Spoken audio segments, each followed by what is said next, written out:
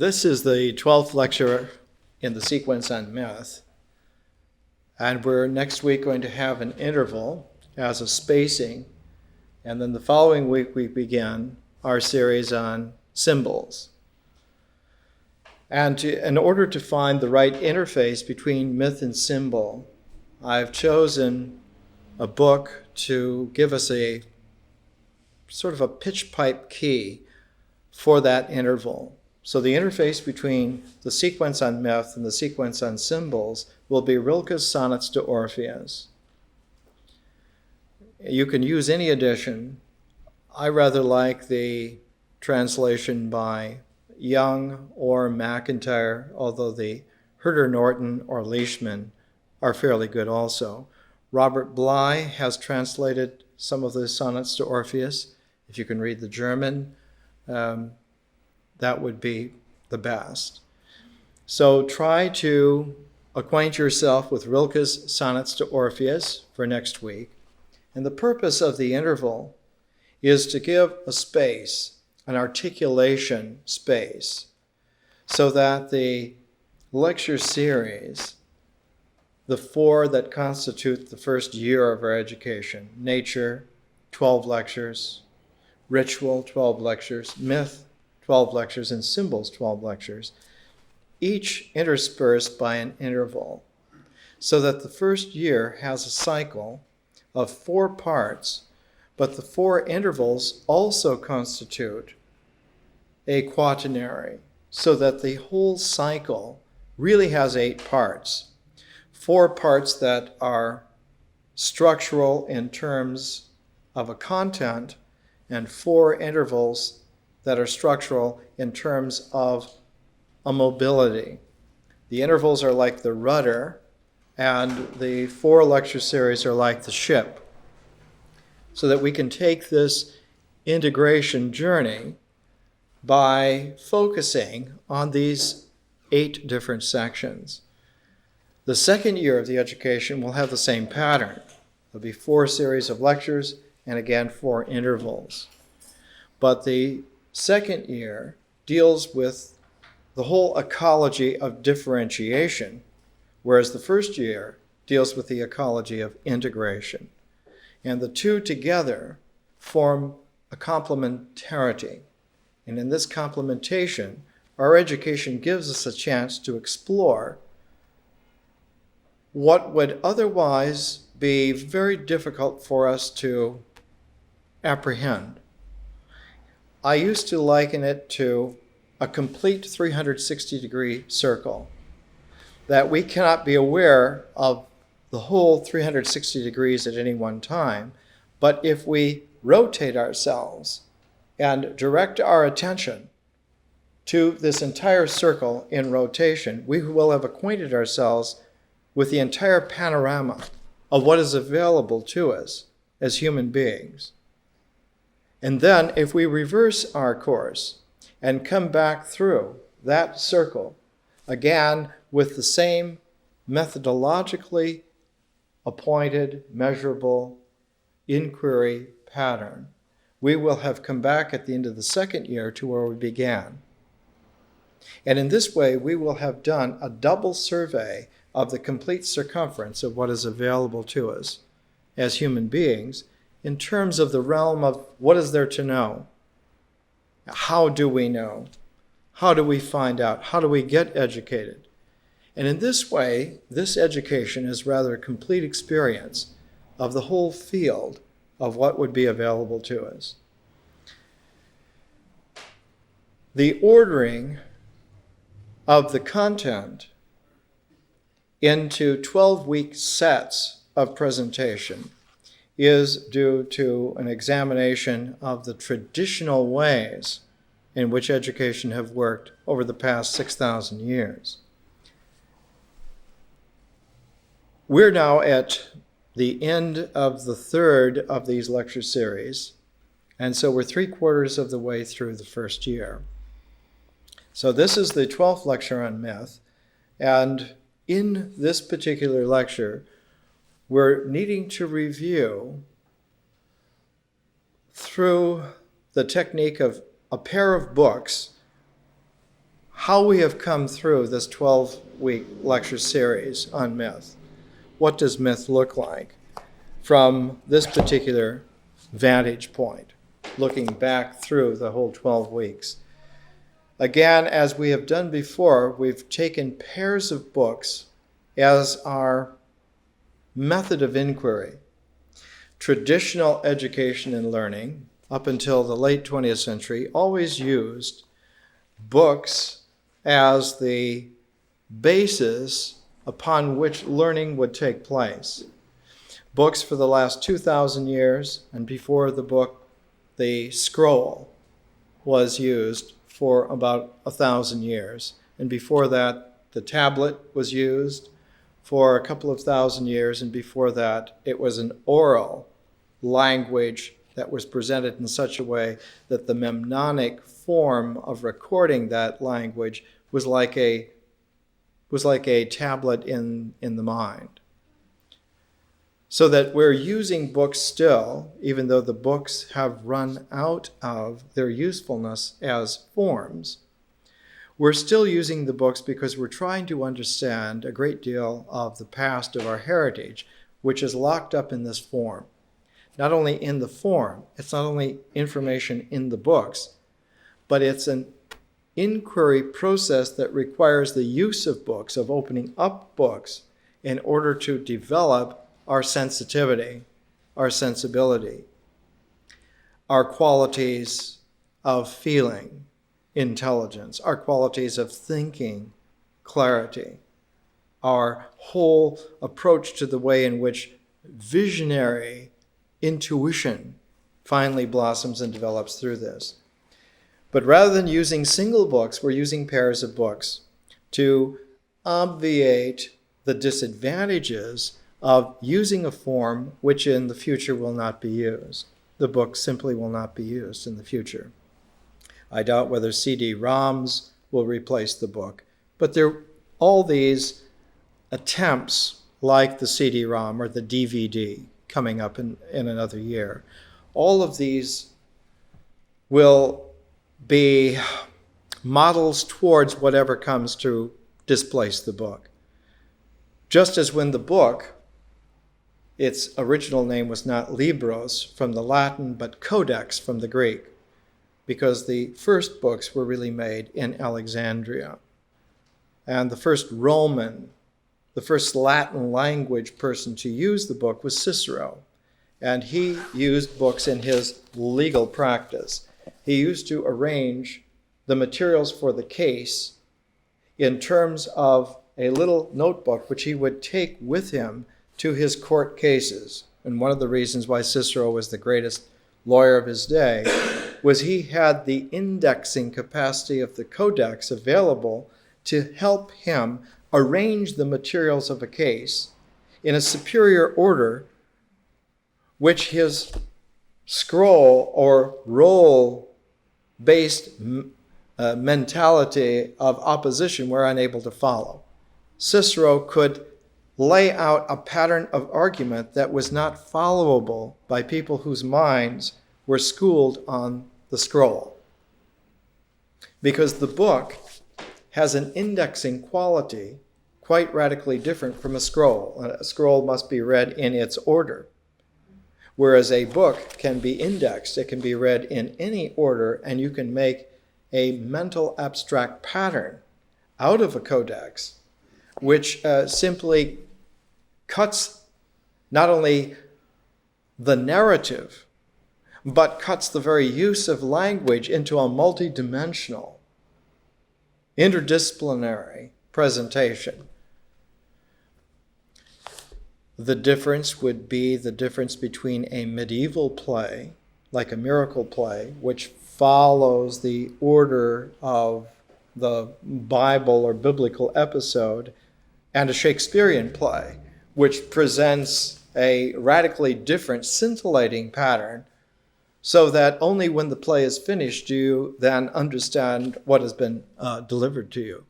But you understand it with such power, such depth of insight, that the comparison of a medieval miracle play with a Shakespearean drama, even something as early as A Midsummer Night's Dream. There's radical difference.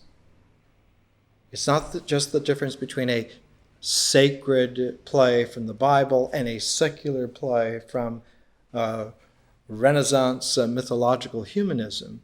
It's the arrangement of the material in a completely different order. This order, the jumping to the codex, was made largely in the city of Alexandria and began largely around the end of the 4th, beginning of the 3rd century AD, say around 300 BC.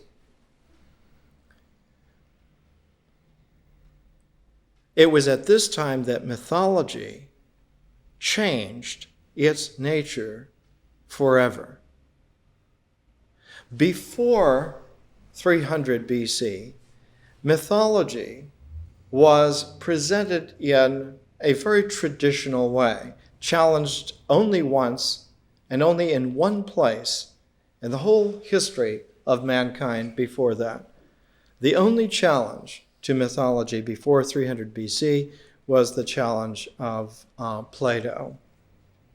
And Plato's challenge was not so much an obviation of the use of mythology in a traditional way, but the portioning out of traditional mythology to a specific place within a larger context, which was called philosophy.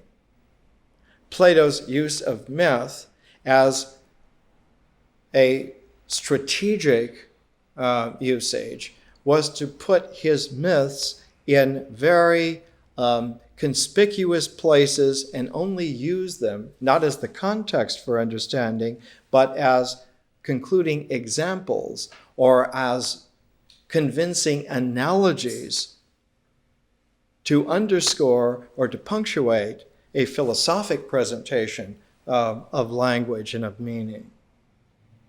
Plato is the only challenge to the classical, traditional understanding of the way in which mythology would style language and meaning and understanding.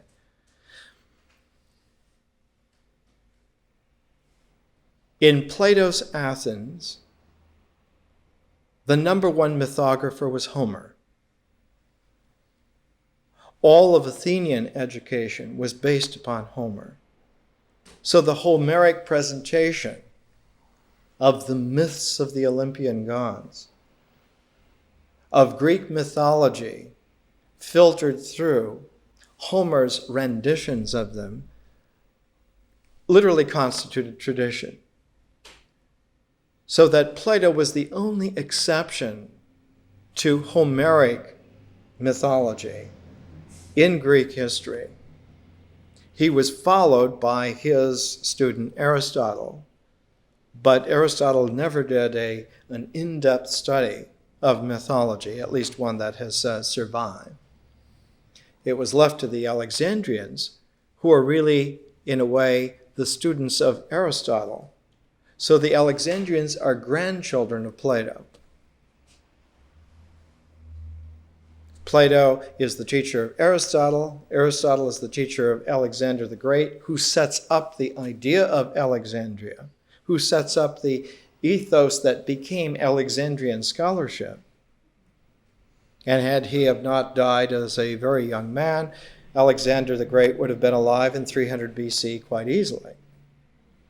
As it were, he died and his childhood friend, Ptolemy, took over the completing of the dream of building Alexandria, took over the completing of the dream of building the great library as the intellectual center of Alexandria. The great library, which was to be like a civilization scope level, an ancient wizard blown up to the size of a civilization, so that instead of having just a single wise man advising the king, you then had the wise man megaphoned into the size of a library, complete with a whole staff of scholars. And that royal kingship function, where the king has his own personal wise men advisor. The king and the wizard always go together. Arthur and Merlin are a tandem. It's like an archetypal figure, tandem. The king and the wise men always go together. So too, the library in Alexandria, with all of its staff, was linked by a very special private road all the way to the divine kingship palaces. The royal palaces were linked by a single road that came to the library. And this road was called the Royal Road. And the Royal Road in Alexandria ceased to be a mythological image and became a physiological fact, became a geographical place. So that the Bruchion, which was the royal palace, was linked to the Museon, which was the library, by this royal road.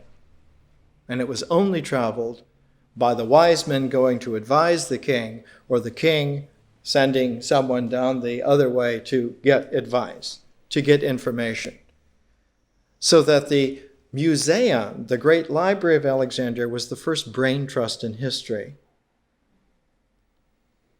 And so the kingship in Alexandria became capable of exercising itself on a scale that kings were unable to exercise themselves before then. So that you have in Alexandria the use of a library called the Museon because it was the place, the house of the muses.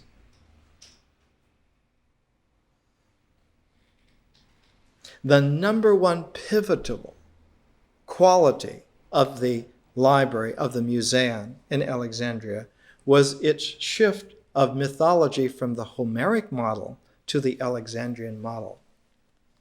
So the complete transformation of mythology out of its traditional role into its symbolic role, so that myth ceased to be a mythological activity and was used as a symbolic activity, so that mythology was incorporated, was co-opted, if you like, by a higher order of activity.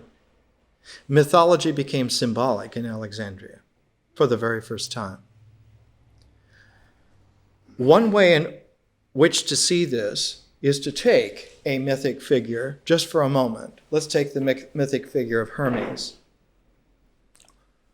Let's look at the way in which Homer gives Hermes, and then let's look at the way in which an Alexandrian mythographer would give Hermes.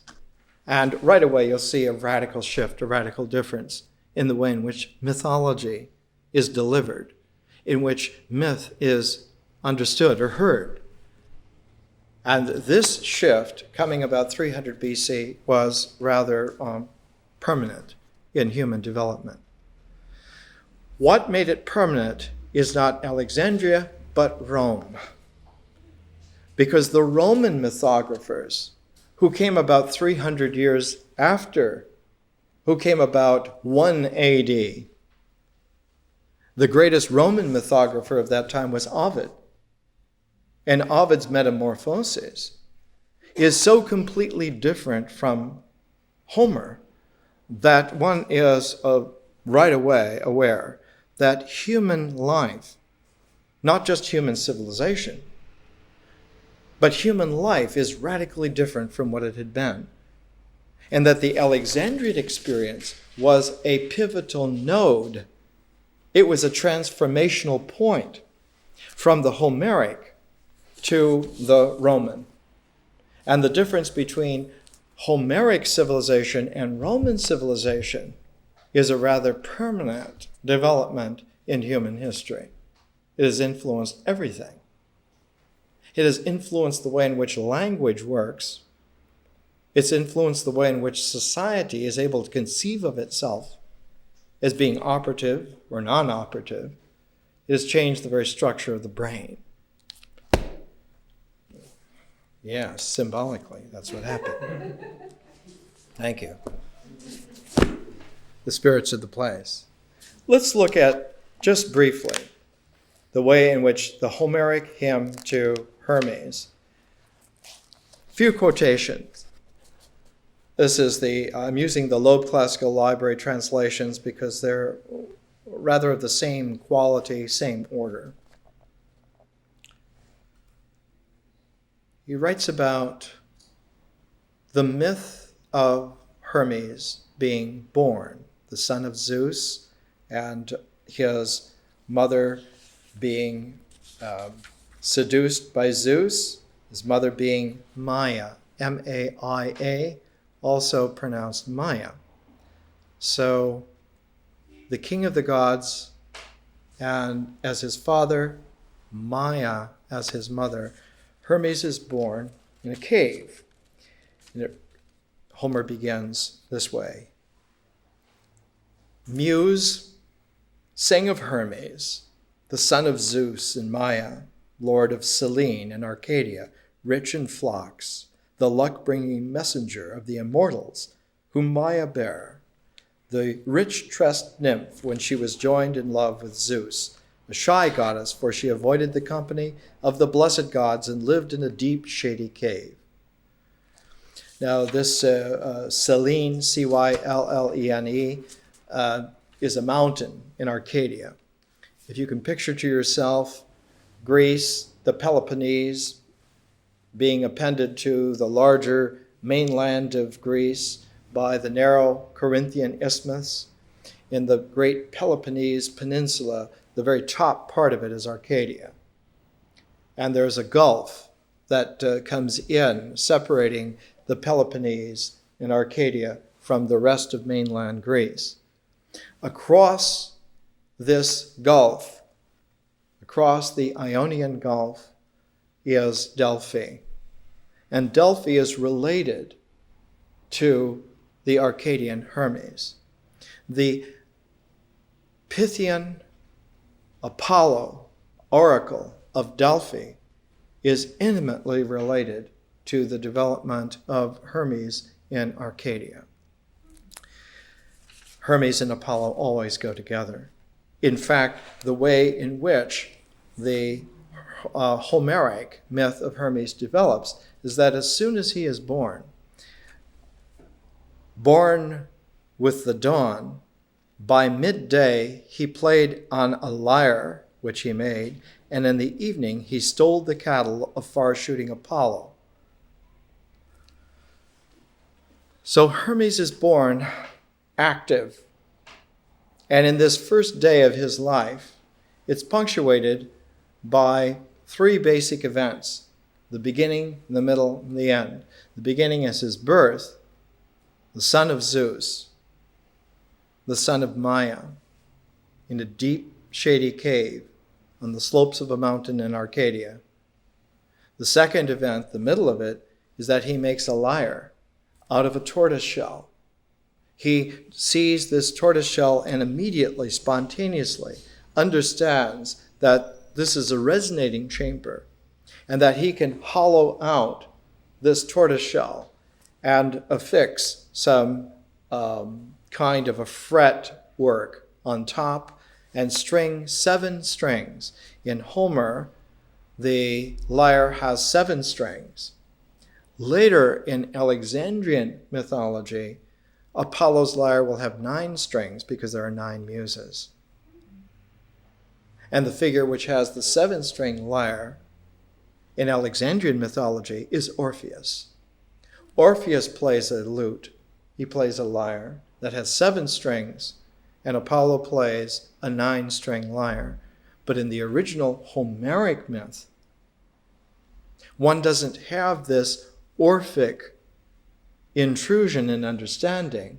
Orpheus is quite a different figure, hardly even mentioned by Homer. It's only in Alexandrian times that the development of the Orphic mythology becomes ballooned.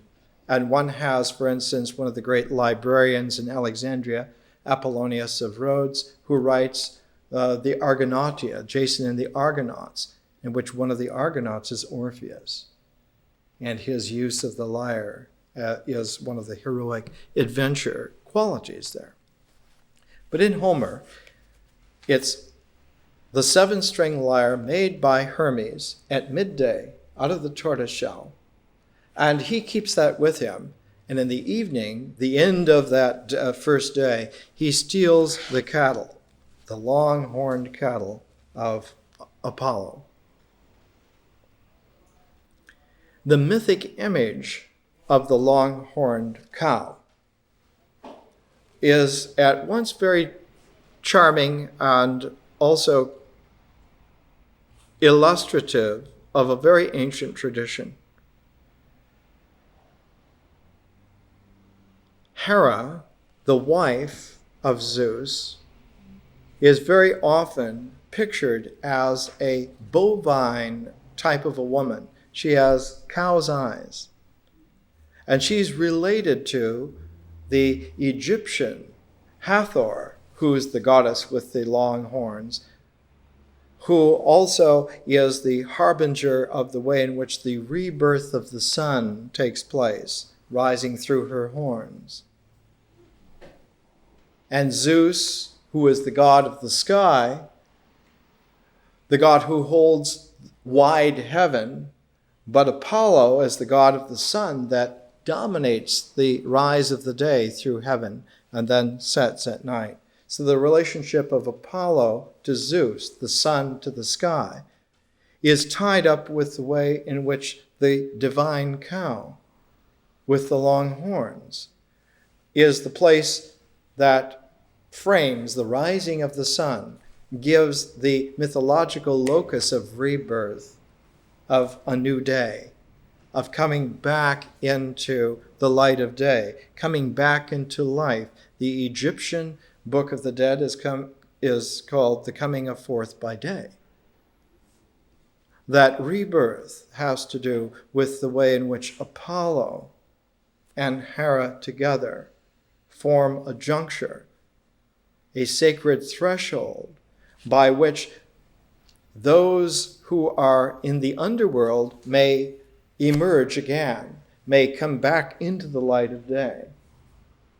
So that Zeus and Hera, as a divine couple, the mother and father of the gods, are related to Apollo, who is the way in which the journey of the sun, of Ra, coming through that cycle of night and day, of the underworld or the netherworld and the rebirth into a new day. So that there is a correlation between the ancient Egyptian mythological motifs and imagery, ancient Egyptian mythology, and Greek mythology. In fact, we know from the work of the great M.P. Nielsen around the 1910s, 1920s, when he wrote an epical book, that the origins of Greek mythology are back in Mycenaean Minoan times. That Greek classical mythology, based on Homer, who's about 900 BC, goes back to a Minoan Mycenaean origin, which is 1600, 1800 BC. And that the 1800 BC Minoan, Mycenaean mythology dovetails in with the 1800 BC Egyptian mythology. That the Minoan or Cretan mythology and the Mycenaean mainland Greek mythology were the same, with different names, but the same kind of structure, the same kind of relationalities as with 18th century BC Egypt. And 18th century BC Egypt is the mythology of the Egyptian Book of the Dead. And there, one of the most profound of all figures is Isis. Isis, who is the bringer of life, who is the restorer of life, who allows not only for a birthing but a rebirthing. So that there's a connection between Isis and Hathor and Egyptian mythology. So there is also a connection between whoever is Isis, and whoever is Hathor in Minoan Mycenaean mythology. In Minoan Mycenaean mythology, Hera is Hathor. Who is Isis? Isis, in Minoan Mycenaean mythology, as it comes down through Homer, is Io. Io. Io is turned into a white heifer by Zeus in order to disguise her, so that because he had this wonderful relationship with Io, who also is Maya, and wanted to keep it from Hera, who is his wife but has these bovine eyes, has these cow-like attributes, has this Hathor quality. So in the Homeric classical Greek mythology, one finds a very interesting kind of bifurcation, that the Hathor mythic image becomes both Hera, the wife, and Maya or Io, the mistress, turned into a white heifer. And of course, Hera, because she recognizes her own counterpart, sends gadflies to follow Io wherever she goes, and in her being harried and harassed by Hera, Io finally comes into that gulf that bears her name, the Ionian Gulf.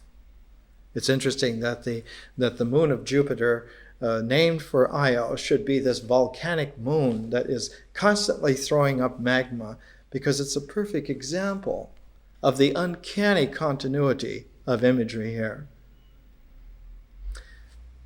The mother of Hermes is this split off part of the great divine cow feminine that guides not only birth, but especially guides rebirth. So Hermes is connected not just to the Olympian gods as the son of Zeus, the son of the sky, but he's also the son of the shady, dark cave in the mountainside, the underworld, the threshold. So Hermes is able to go through, he's able to be the messenger. He's able to be what would we call him?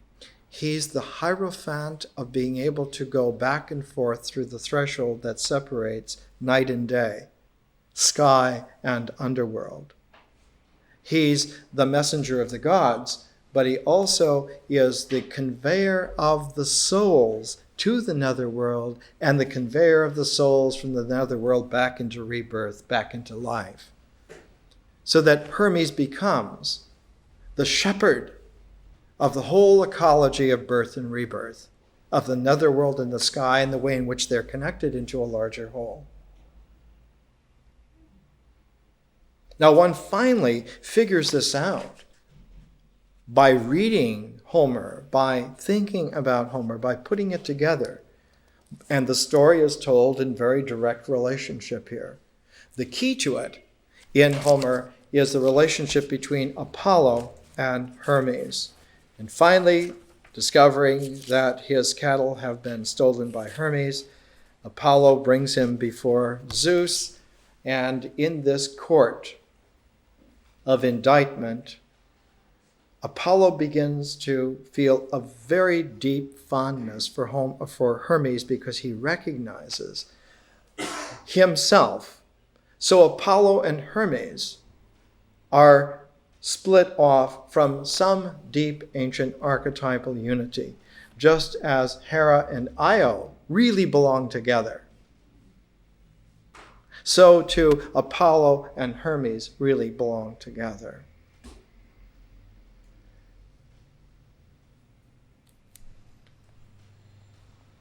Homer writes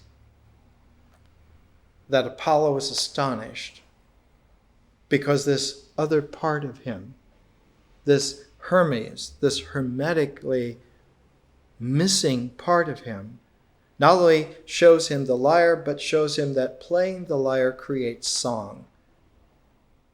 And song, not just a melody, but the seven notes forming a unity, forming a musical scale.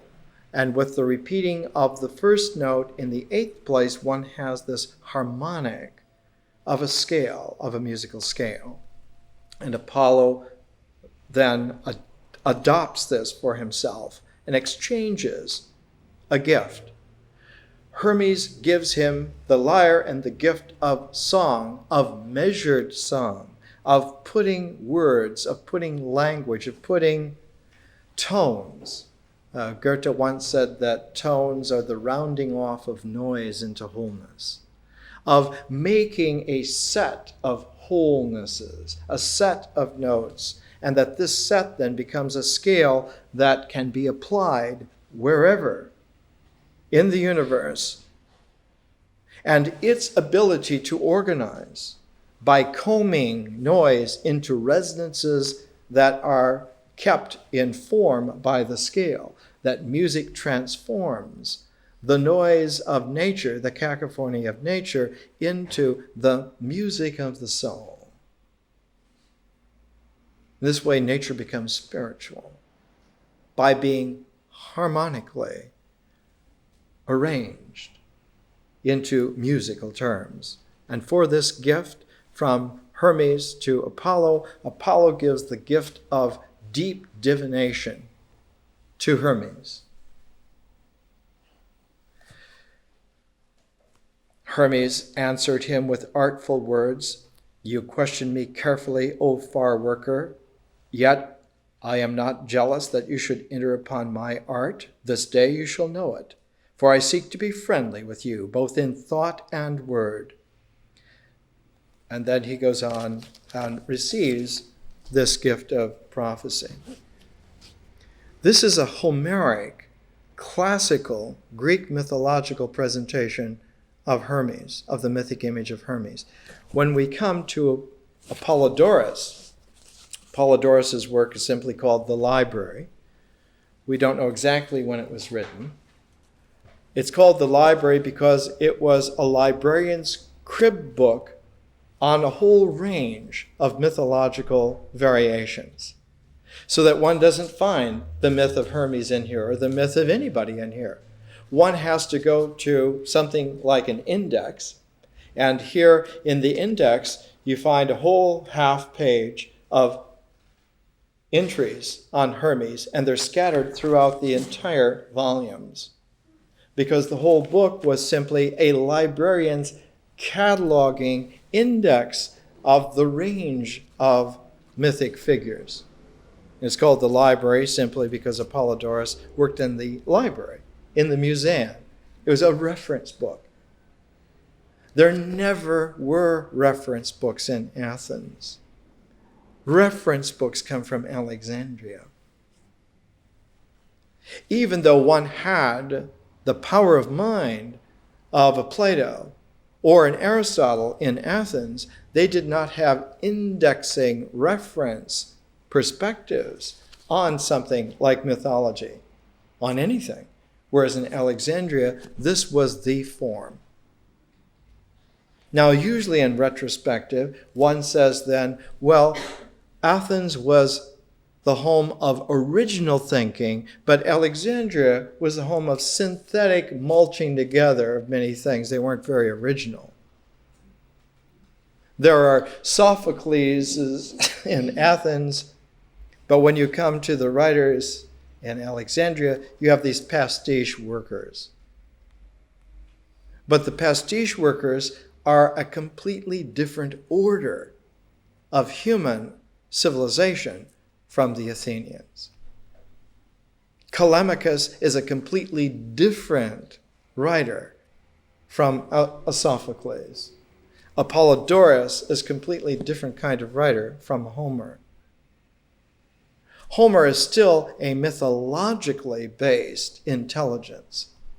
His understanding of the way in which order happens, in which sequence happens, is mythologically context and based, whereas Callimachus, Apollodorus, Apollonius of Rhodes, they're all symbolically based.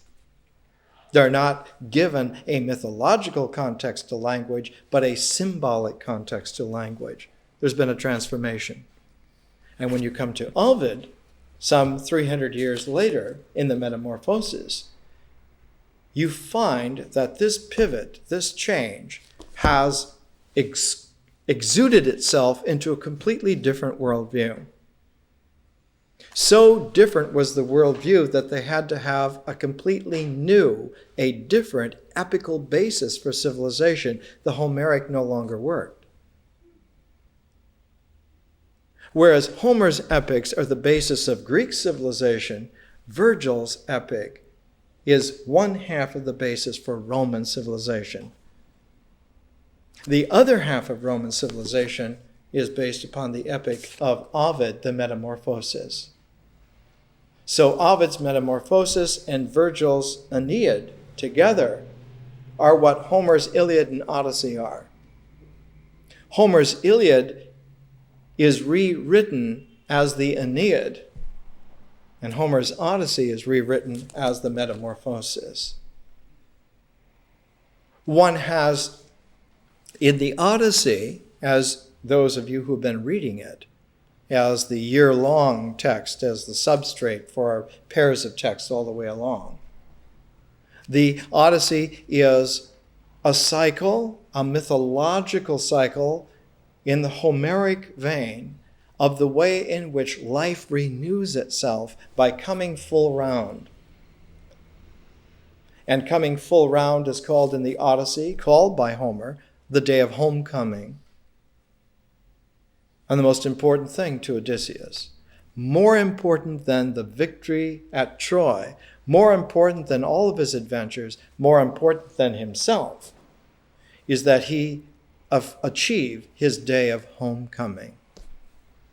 It's the Egyptian rebirth motif put into Greek, Minoan, Mycenaean, classical Homeric mythology. Odysseus, by achieving his homecoming, achieves eternity. Greek mythology, in the Homeric concentration, becomes potent as an archetype because Odysseus's homecoming is an archetype of the rebirth being achievable, being achieved.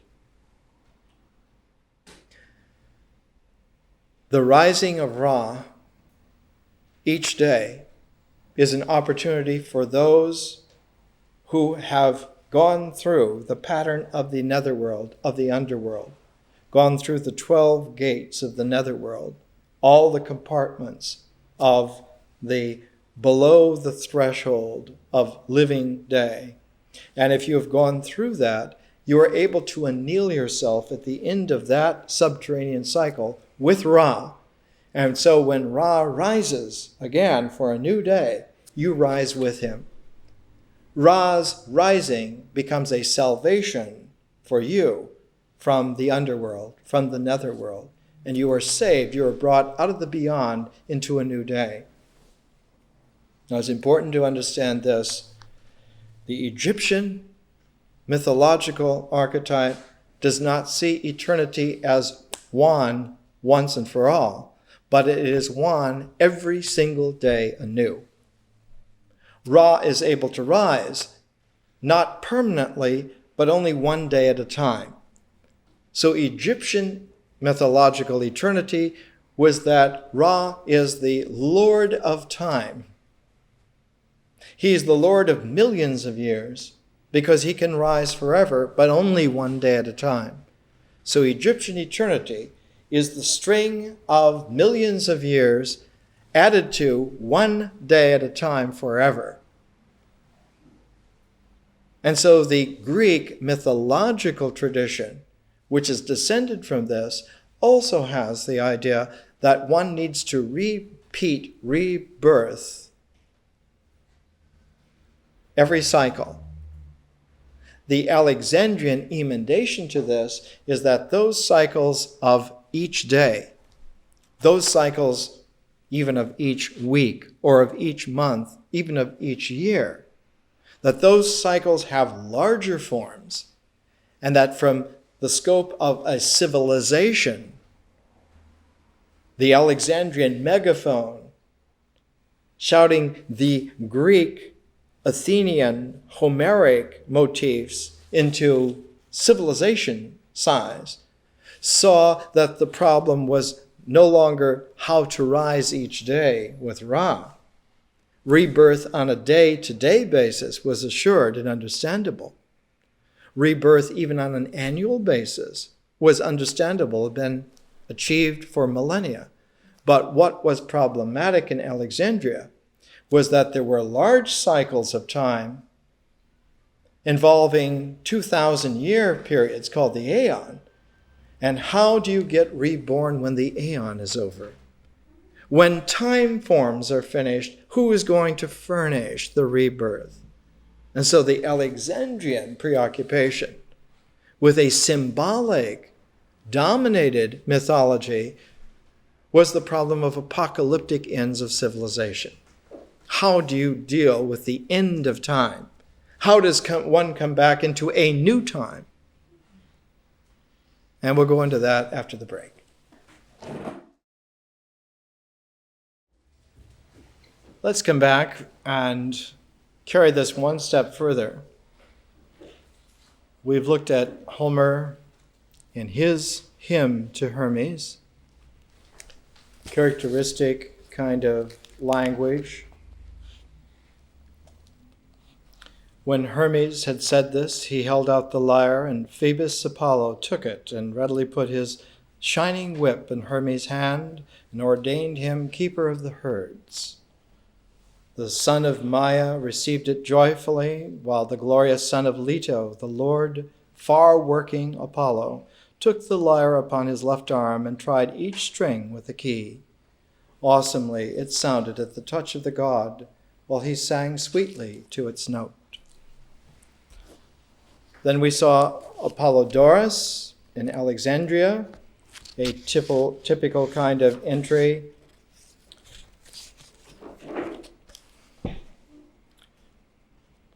He tethered her to the olive tree, which was in the grove of the Mycenaeans. But Zeus ordered Hermes to steal the cow, and as Hermes could not do it secretly because Hyrax had blabbed, he had to kill Argus by the cast of a stone, whence he is called Agerifantes, the slayer of Argus. Hera next sent a gadfly to infest the cow, and the animal came first to what is called after her the Ionian Gulf. Then she journeyed through Illyria, and having traversed Mount Haemus, she crossed what was then called the Thracian Straits, and is now called after her the Bosphorus. Radical difference between Homeric mythological presentation and language and the Alexandrian synthetic indexing. And now we come to Ovid, the Roman. Listen to this language. But now the ruler of the heavenly ones can no longer bear these great sufferings of Io. And he calls his son, whom the shining Pleiad bore, and bid him do Argus to death without delay. Mercury puts on his winged sandals, takes in his potent hand his sleep-producing wand, and dons his magic cap.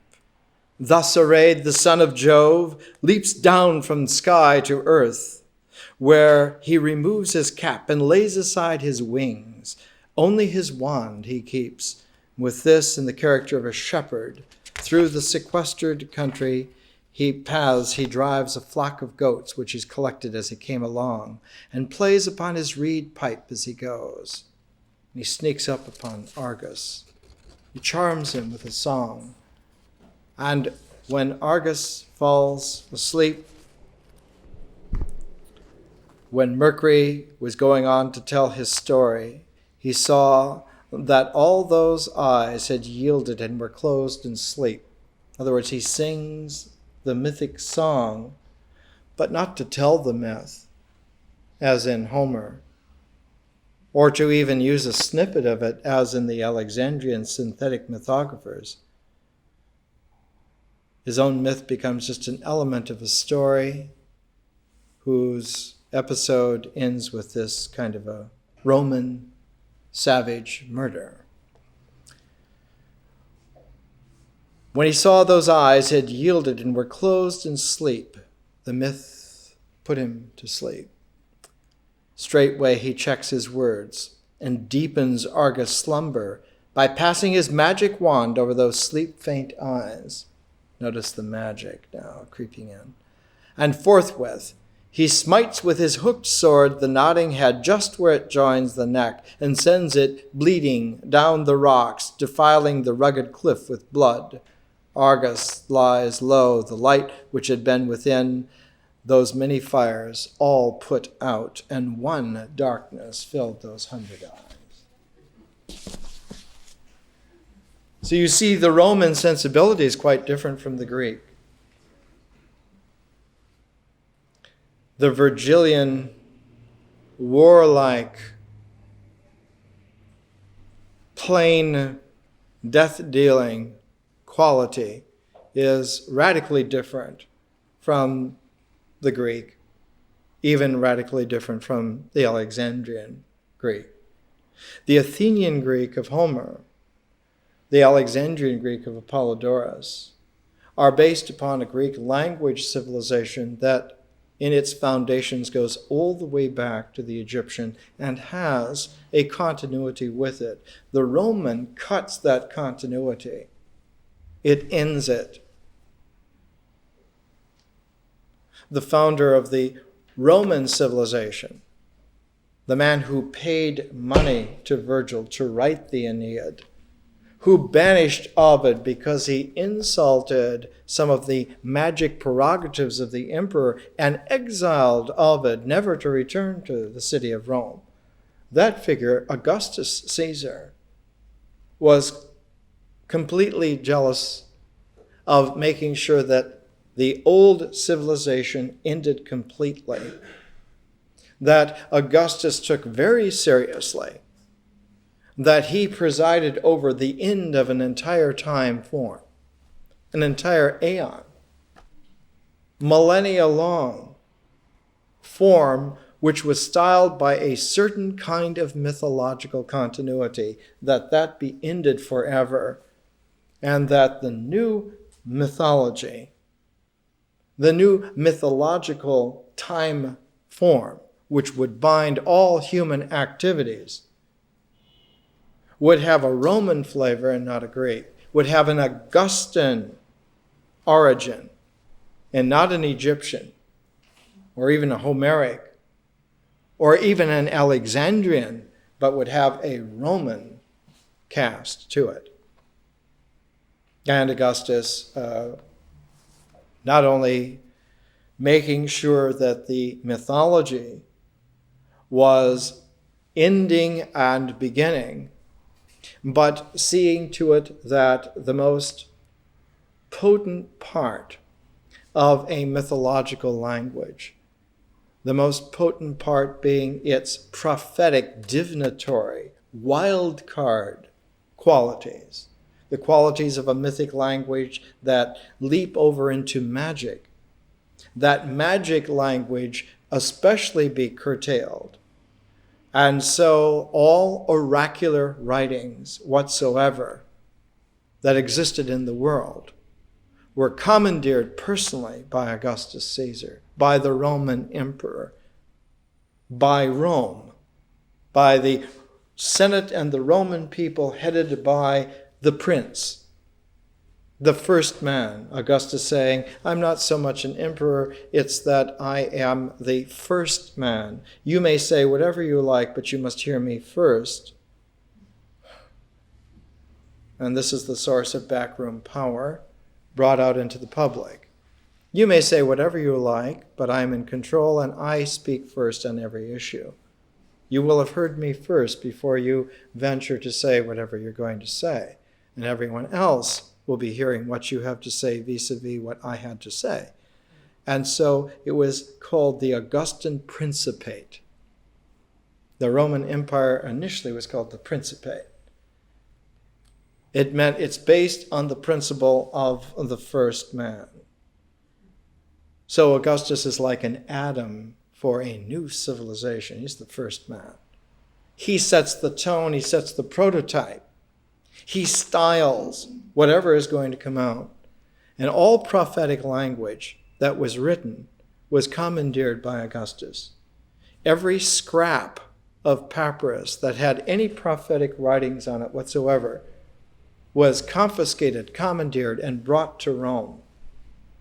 And the place that they were brought to was a special temple built by Augustus, the Ara Pacis Augusti, the Temple of Eternal Peace of Augustus, which is still there in Rome 2,000 years later. And all of this material was forbidden by state law, by Roman state law, from being seen by anyone except the official augurs of the Roman Empire, licensed under authority of the emperor, under Augustan power. And all prophecies were condensed and brought out into a master volume called the Sibylline Prophecies. It was the Augustan version of what was permissible on the level of a magic language overseeing an apocalyptic end to an old-time form and an apocalyptic beginning, a millennial beginning of a new time form.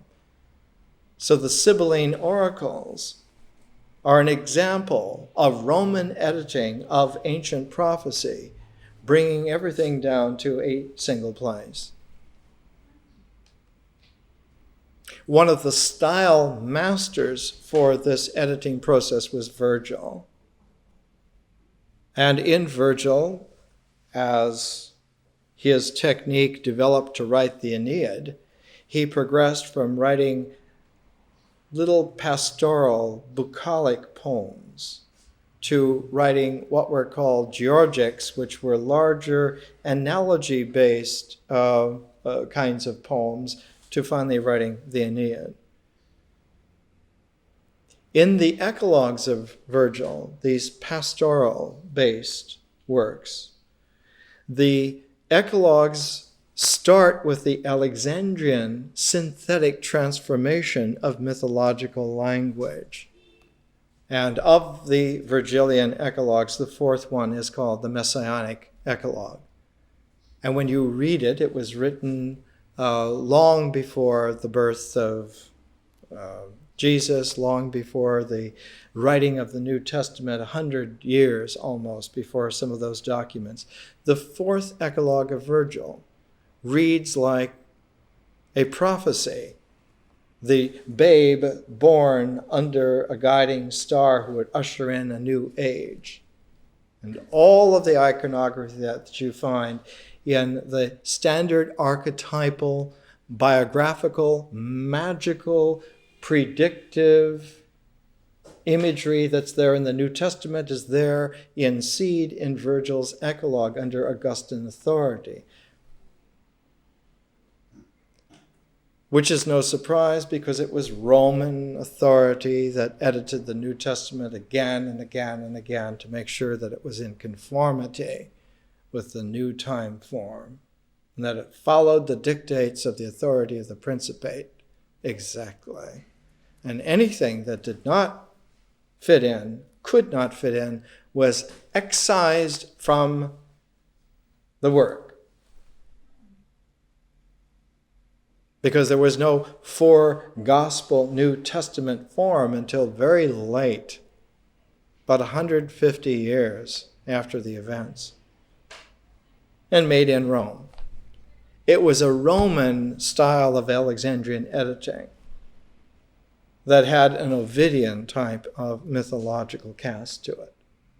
And one sees again and again part of the value of an education like this is to get what the British used to call the big picture, but what the Americans called the critical picture. Let's look at it again. Let's take it apart again. what's going on here.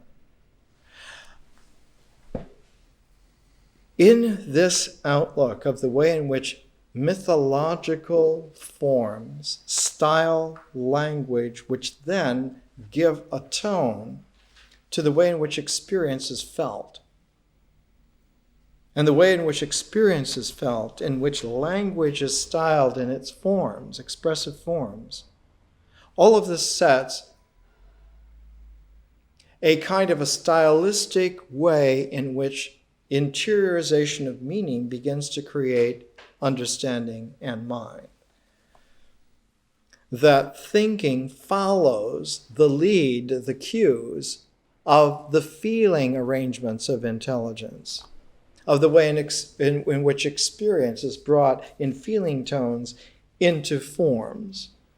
And the interiorization of those forms begins the way in which thought forms stylize themselves, in which thought processes, and the origins of symbols as powerful indexes to an image base are there in the images originally. And so the arrangement of the images into sequences, into patterns, gives one a leg up on the way in which the symbols will be generated, the way in which they will come together, so that the whole style of a mind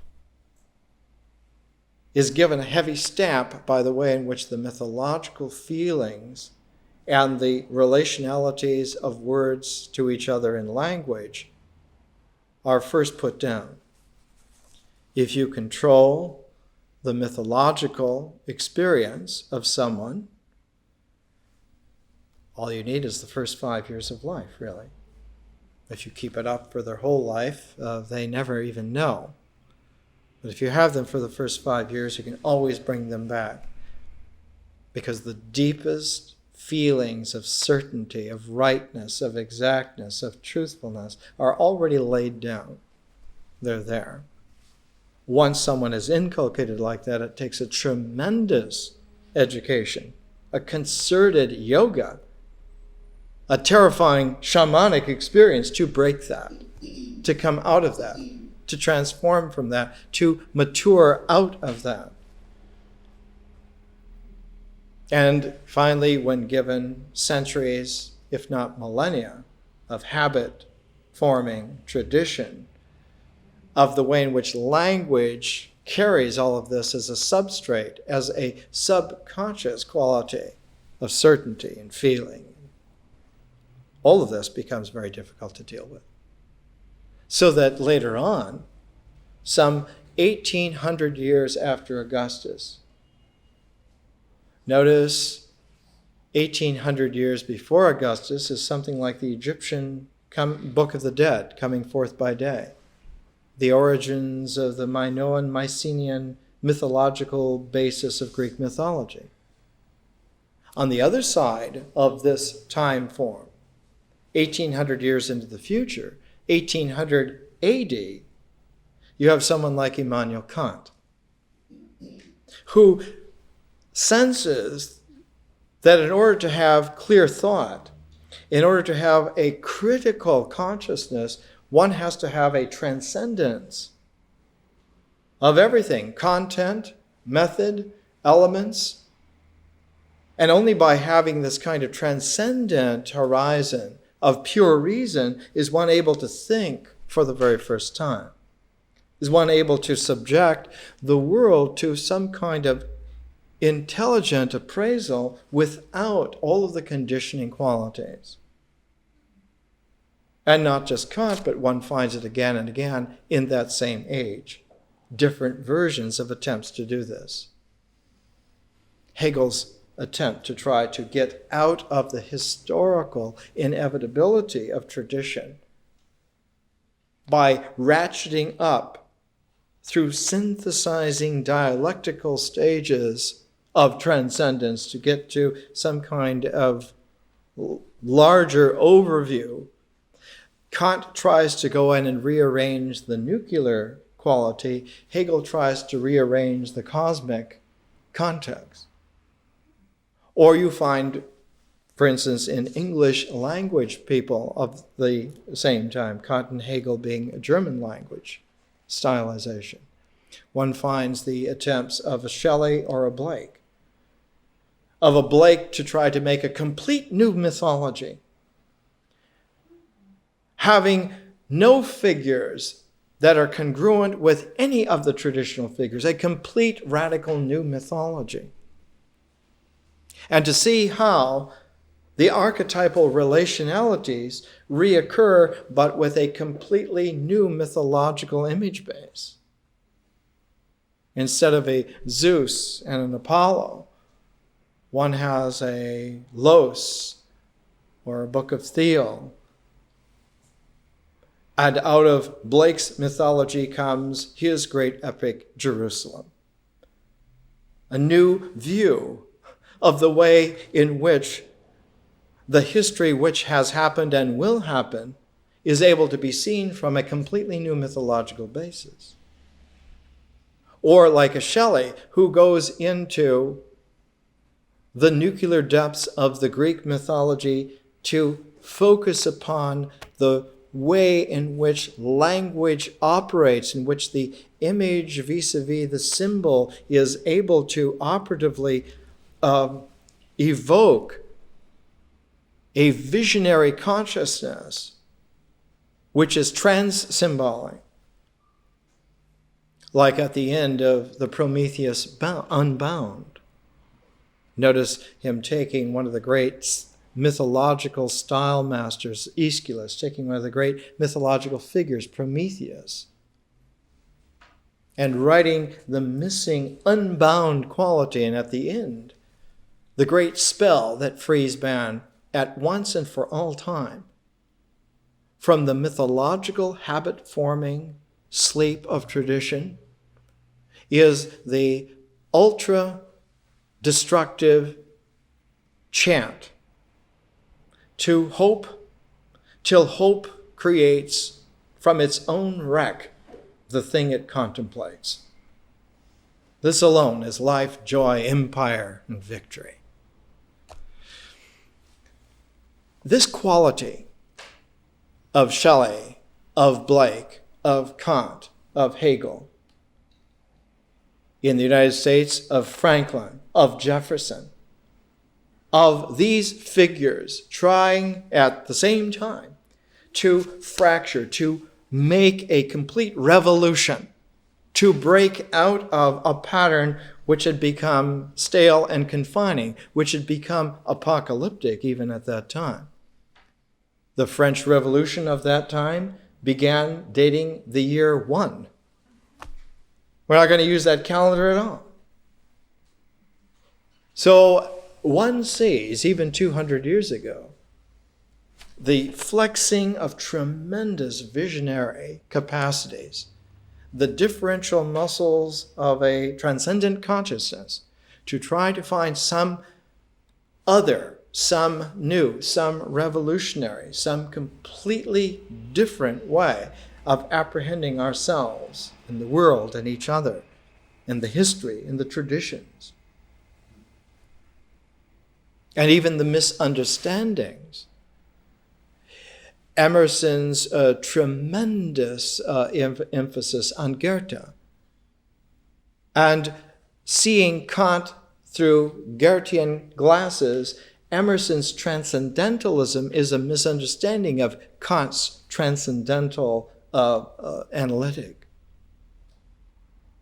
And the American transcendentalism is really like a Hindu mysticism, which was completely foreign to Kant. It used to be said that you could tell what time of day it was by what Kant was doing, because his ritual comportment was honed, yes, like a yogi, but completely on the other side of it, completely dialectically opposite of a yogi.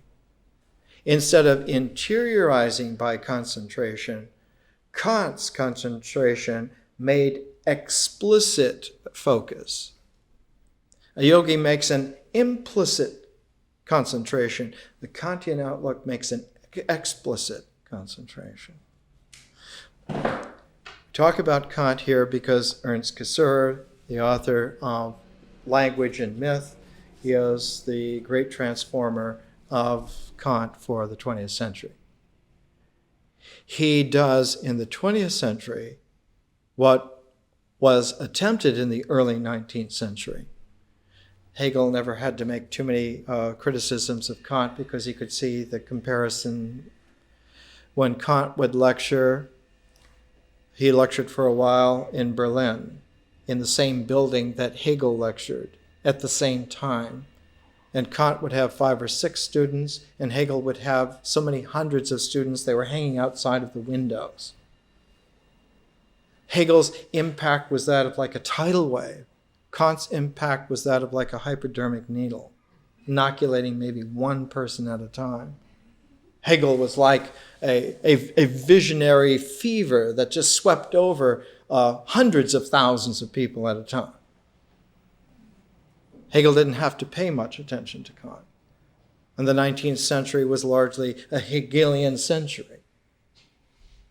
Even someone like a Karl Marx, who misunderstood so much of Hegel, because instead of studying in Berlin like a good philosopher would have at the time, he's drawing salary from New York newspaper and working in a library and trying to read Hegel as if it were inside out and upside down.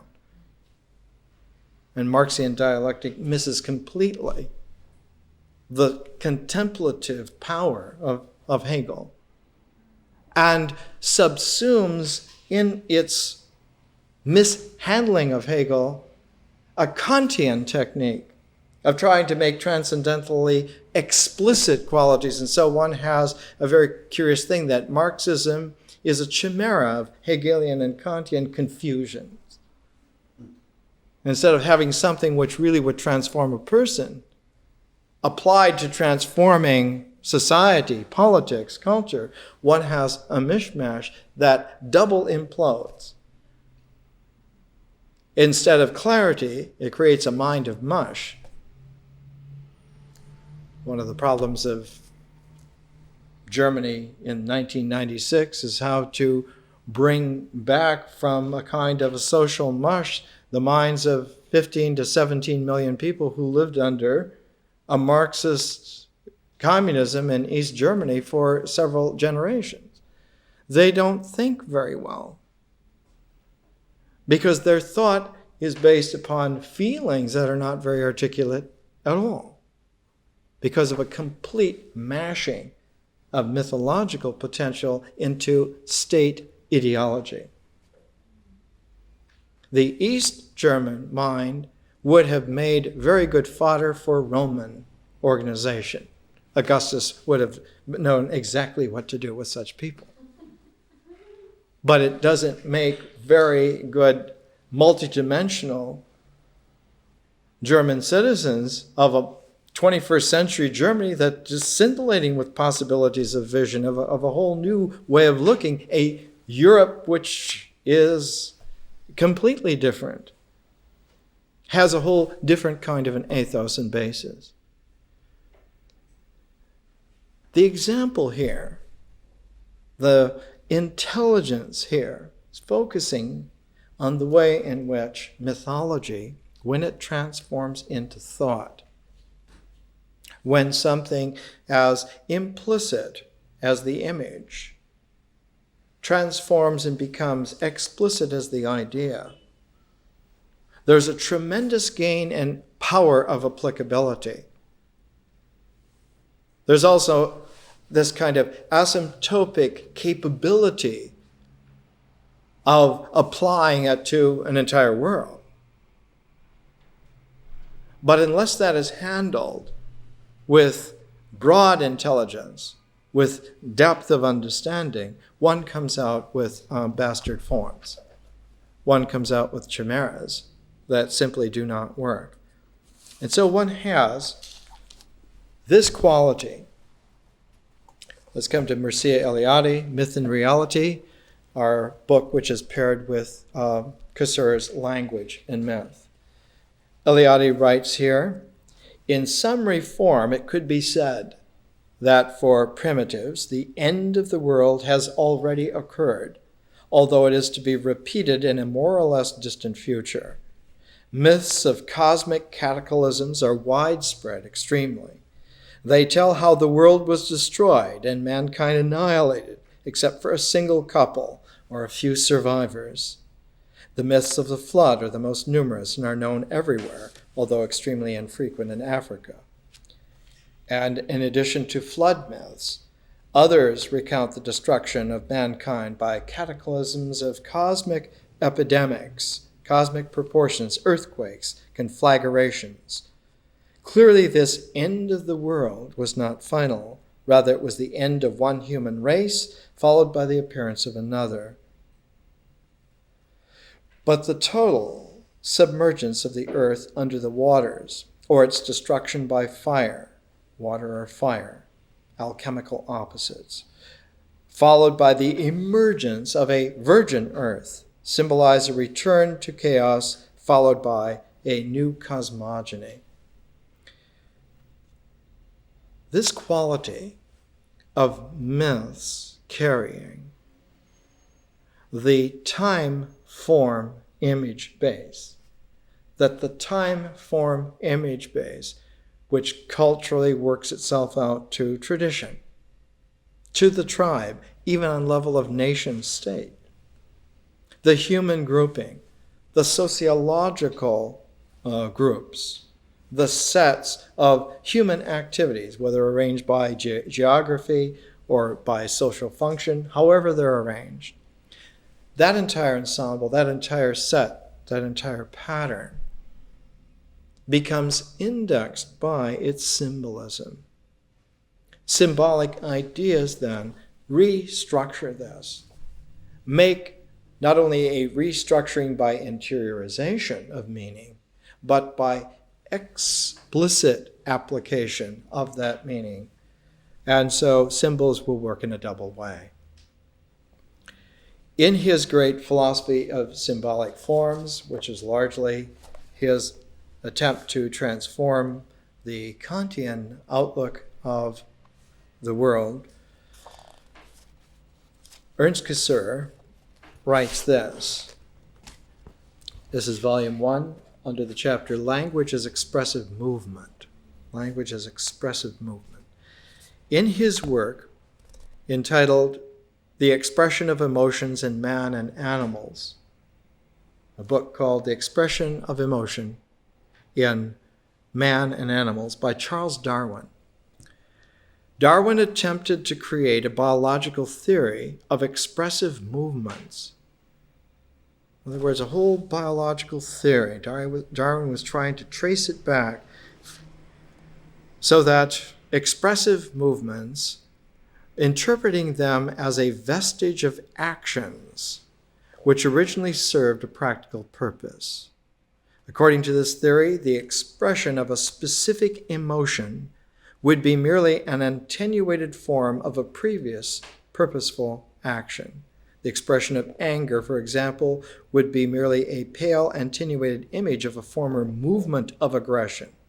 The expression of fear would be the image of a movement of defense, and so forth. This view is susceptible of an interpretation which leads beyond the restricted sphere of Darwin's biological formulations and places the question in a more general context. And he gets down to, because Cassirer is a philosopher, he gets down to the ideational presentation that physical movement connected to emotional expression, expressed as the gesture, that the gesture has a bifurcative function and quality here, that such a scheme of all the possibilities of all gestures would constitute a sign language, and that a sign language has this bifurcation, that it has two forms of gesture, the indicative and the imitative. The indicative and the imitative. and that this can be given not only to structure but to content. Kusara goes into looking at the indicative of saying that indicative gesturing does not occur in the animal world. It occurs only in man's world. Now, this is a Kantian-based, late 20th century, or early 20th century, actually it's 1925. This is the way in which a Kantian-based philosophy would look at it. In terms of an ancient classic Greek mythological understanding, in the Alexandrian mode, there would be a different outlook here, that animals do have gestures that are completely indicative and carry all the way through into the human realm as far as conscious vision. For instance, when Delphi was first being located as the oracular place of Apollo, it's in Homer's hymn. He has two hymns to Apollo, one to the Delian Apollo and one to the Pythian Apollo. The Delian Apollo is the Apollo of the security of money. Delos was an island not good for much of anything. It was sort of like the Switzerland of the Aegean. It was an island not good for much except for protecting wealth, so that money and treasures and so forth could be deposited into temples on Delos, and the Delian people watched over this just like the Swiss watch over their banks now, with great pleasure that everyone's money is safe there, so no one's going to attack it, because then everyone would attack them altogether. And so the Delian Apollo is the Apollo of worldly wealth. But the Pythian Apollo is the Apollo of transcendental wealth, of the wealth of understanding the beyond, the mysterious, the mystic, the otherworldly aspects. And so Apollo straddles these two realms, the realm of Delos, the realm of Delphi. But the Delphic Apollo, his oracle is watched over by a people who are not indigenous to the place. They were originally from Crete. And a ship sailing from Crete on its way to Pylos in southern Peloponnese was interrupted in its voyage by Apollo in the form of a dolphin which leapt onto the ship and would not be captured by the men, would not be thrown overboard by the men, until finally they realized in the Homeric mythic way that they were being given a sacred sign by the gods. The Greek word for dolphin is delphinius, and that's why the place is called Delphi. Apollo's place is the place of the god who had come to man as a mystic dolphin and refused to leave the ship until the ship had been guided not to Pylos but on through the Ionian Gulf, the gulf named for Io, being pursued. Apollo is related here. Apollo and Hermes, related to Io, Hera, connected with Zeus, so that the Apollonian oracle at Delphi is the mystic location which ties in with the Delphic, ties in with the Delios aspect of Apollo, so that the wealth of this world is tied to the mystic insight of the other world.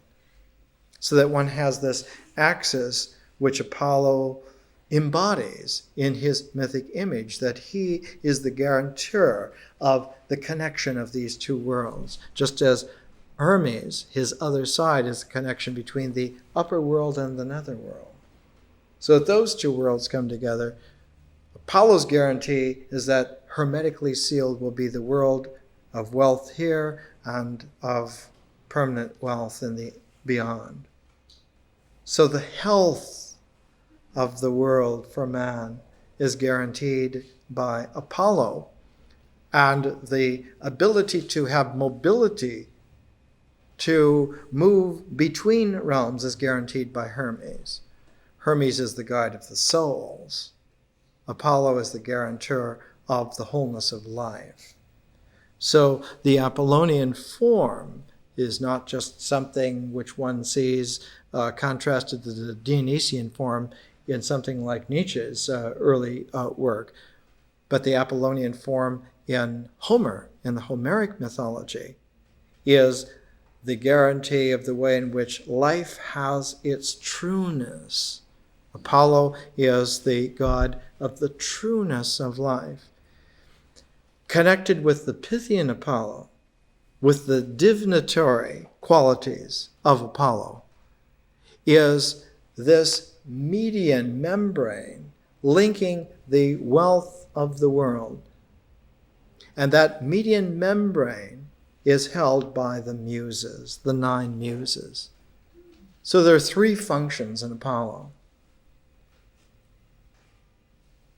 There's the function of health in this world. It's kind of like the origins of the way in which Apollo is the god of medicine, the god of the health of this world. He is also the god of oracles, prophecy. He's the god of medicine and of prophecy, but he's also the god who is the head of the order of the muses. The 9 muses, whose mother is memory. So the whole functioning of consciousness, the whole functioning of the way in which symbolic consciousness is able to maintain itself as an interface between the wholeness of this world and the wholeness of the other world, is this order, this octave of 9 muses headed by the 10th element, which is Apollo. So that in the Homeric Greek civilization, there was a very clear understanding of this in terms of its mythology. And the interiorization of that mythology led to a very classic formulation of the symbolic mind. That symbolic mind and that mythic tradition were abruptly ended by the Roman Principate. It never again recovered. Late in the 1st century AD, a priest of the Apollonian mystery religions, Plutarch, wrote a very famous treatise of why the old oracles didn't work anymore, why the old gods were dead. It was a phenomenon across the world. No oracular places worked anymore. The old gods were dead. What had happened to them? And Plutarch, as a retro minister in the ancient Greek mystery religions, wondered why they didn't work anymore. Why is it that this is so? We preside in the same sacred places, nothing works, nothing happens. We pray to the old gods that used to work for man. They no longer work. In fact, they are dead. Because a completely new time form had come into operation. Can this be so? Does the episodic form of reality for man change just because he says it has changed? Because he says it is so? One of the great lines of the American poet Wallace Stevens in one of his great poems, Asides on the Oboe, he wrote the line, "Thou art not august unless I make thee so." Or another one of Stevens' poems, The Idea of Order at Key West, where he talks about a woman walking along the seashore, and he says, she walked along the shore among the meaningless plungings of the water, the clouds heaped in theatrical distances, and as she walked, she sang, and the words of her song made the sea a self, for the sea never had a self other than the one which she singing made. Stevens later in the poem says he turned to a friend of his, Ramon Fernandez, and he said, "Ramon, tell me, if you know, how can this be?" And he says, "The day tilted and the night came upon the earth, and down in the little harbor there were some lights on the poles of the ships and lights in the little village." And he said, "It's as if by some great magic, man's strings of lights set out emblazoned zones that create what is real." How can this be? What is going on here? Do we have that kind of power? Do we have that kind of freedom? What an awesome, scary responsibility, if that were so. Apparently, if you think it's a problem, it's even worse than that. Well, we're going to come back to that in the 12 lectures on symbols, because indeed it is a whole field of inquiry. What is the mind that it should be so powerful as to restyle reality in the way in which it says it is? But in order to make a break from mythology to that overwhelming power of the idea, restructuring the real, we need a break. And so next week we'll take a break. We'll take Rilke's Sonnets to Orpheus. Part of the problem is that man doesn't discover his ultimate powers until he has a fallow period. For Rilke, he was like an Apollonian prophetic figure when he was younger. He had been, as I mentioned a couple of weeks ago, had been raised the first 7 years of his life as a girl. He really didn't relate to the world as a boy until he was past 7 years of age. So he was like a Tiresias figure. He knew emotionally, feeling tone, both sides of the real, both sides of human life, and became super sensitive. And just before the First World War broke out, Rilke found that he could not write poetry anymore. And for 10 years, Rilke could not write poetry. It was as if the old gods had died, as if the old oracular spots in his psyche no longer worked. And it was only after 10 years, the beginning coincided with the outbreak of World War I, just before it, about 1912 or so, and the break came in 1922, when all of a sudden, on the Adriatic, staying in a castle, Duino Castle, a poem which Rilke had left unfinished 10 years before, the Duino Elegies, a series of great elegies, sonnet-like forms, began welling up in him.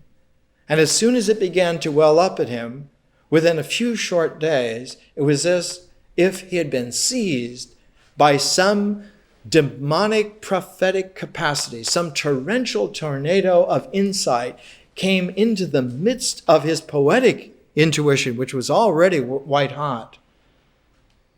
And this blue-white hot intuition gave him the Sonnets to Orpheus, almost like a dictation. In the midst of a torrent of rediscovered poetic capacity came this unbelievable nuclear transformation. The atoms had been revived for poetic insight, and then some subatomic nuclear force was released. And the Sonnets to Orpheus are written directly in a matter of just a few weeks, completely written. Rilke once likened it, he said, the great white sail of the Duino Elegies has sailing beside it a smaller ship with an burnt orange sienna sail. And this is the Sonnets to Orpheus. Kind of like an intense essence of the essence. So we're going to take a look at the Sonnets to Orpheus next week as the way in which we shift from a language which is still related to nature to a language that suddenly has a capacity to abstract itself away from nature. The question, the classic question, the eternally repeating question, on what basis of continuity can we follow such an epical change? If language itself changes, if imagery itself changes, on what basis do we follow it? And the rediscoverable truth, constantly rediscovered, whether by Shelley or by Blake or by Hegel or by Kant or by Goethe or by Emerson, whoever comes to see that the continuity is there in terms of integration, that the process of integration continues. And that's what one has to follow. If you're trying to read a complicated espionage story, follow the money. The money in this case is the path of integration. Path integrals, no matter how different the content or the structure, operate in a universal way. It's like Feynman diagrams replacing the computations of higher mathematics. Why do they work? One is not sure, but they do work because they follow the path integrals and express that. And you can make up, as Feynman did, or as Blake did, a new mythology or a new mathematics. As long as you follow the path integrals, you will come out not only with a set of answers that respond to the problems, to the questions, but the applicability is there. They work. And part of the mystery is that they do work with increasing accuracy. So with Sonnets to Orpheus, we'll have the introduction to a completely new realm of man, the realm of symbolic consciousness that begins to disclose to us that we are a mystery within a mystery. And the resolution of it is not the ordinary. More next week. Thank you.